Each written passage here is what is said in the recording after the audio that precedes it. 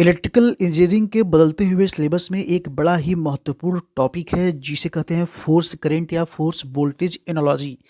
इससे प्रश्न एग्जाम में इस समय बहुत पूछे जा रहे हैं, चाहे वो टेक्निकल में जेई का एग्जाम हो या एई का एग्जाम हो। इलेक्ट्रिकल इंजीनियरिंग में इससे एक या दो प्रश्न आ ही जाते हैं।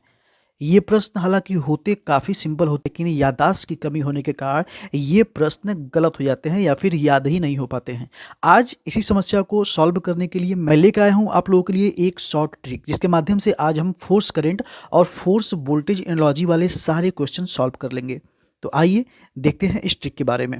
इस ट्रिक का जो कोड है वो होने वाला है फेक माँ को मेरा 55 दफा कला लगा। इसके प्रत्येक वर्डिंग की एक मीनिंग है।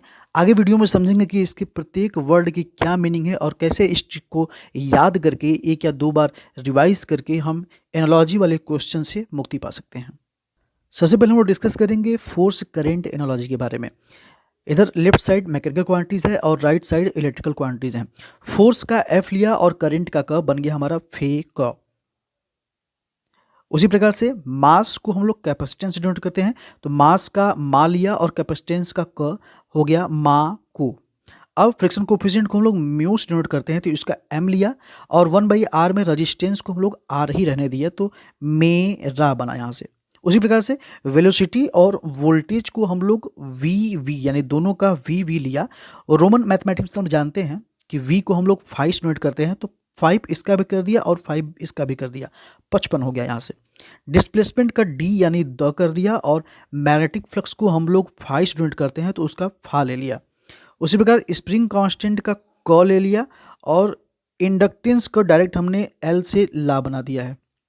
इस प्रकार हमारा जो सिंपल ट्रिक बन के आ रहा है वो है फे क मा को मेरा 55 यानी 55 द फा कला और लगा मैंने अलग से ऐड कर दिया है, तो फेक माँ को मेरा 55 दफा कला लगा। ये हो गई हमारी शॉर्ट ट्रिक। अगर फोर्स आपको एग्जाम में पूछता है तो सिंपली आप उसे करंट से बता सकते हैं। मास पूछता है तो आप माँ को यानी मास माँ हो गया और कैपेसिटेंस को। तो इस तरीके से हम लोग फोर्स करंट एनालॉजी को सिंपली एक छोटे से ट्रिक से समझ सकते हैं। अब आप देखिए फोर्स वोल्टेज एनालॉजी, अगर आपने फोर्स करंट एनालॉजी का ये ट्रिक समझ लिया है तो फोर्स वोल्टेज एनालॉजी समझना और आसान हो जाएगा। क्यों?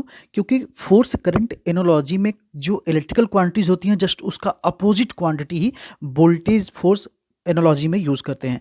कैसे? देखिए यहाँ पे जैसे करंट है हमारा फोर्स करंट एनालॉजी में, जस्ट इसका अपोजिट वोल्टेज एनालॉजी में वोल्टेज हो जाएगा। कैपेसिटेंस को हम लोग वोल्टेज एनालॉजी में इंडक्टेंस कर देंगे, कैपेसिटेंस का उल्टा। उसी प्रकार से 1/r का आर हो जाता है, रेजिस्टेंस हो जाता है।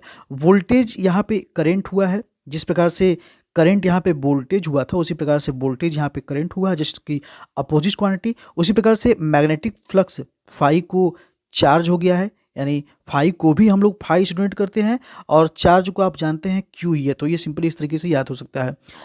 यहाँ पे इंडक्टेंस यानी 1/L को 1/C हो गया है। तो अगर आपको ये वाली क्वांटिटी फेक माँ को मेरा 55 दफ़ा कला लगा इस ट्रिक से याद हो जाती है, तो फोर्स वोल्टेज एनालॉजी आप सिंपली इसके अपोजिट कैरेक्टर के क्वांटिटीज दे करके याद कर सकते हैं। आशा है आपको ये छोटा सा ट्रिक पसंद आया होगा और एग्ज़ाम में ऐसे प्रश्न सॉल्व करने में मदद देगा। मिलेंगे फिर नए वीडियो के साथ, तब तक के लिए जय हिंद, वंदे मातरम।